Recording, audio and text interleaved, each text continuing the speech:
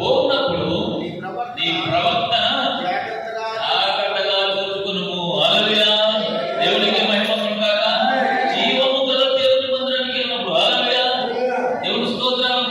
కొన్ని దినాల కొరకే అధికారం ఉన్న వ్యక్తి కొరకు ఆయన యొద్దకు మనం వెళ్ళినప్పుడు ఎంత ప్రవర్తన జాగ్రత్తగా చూసుకుంటాం. ఆమేన్.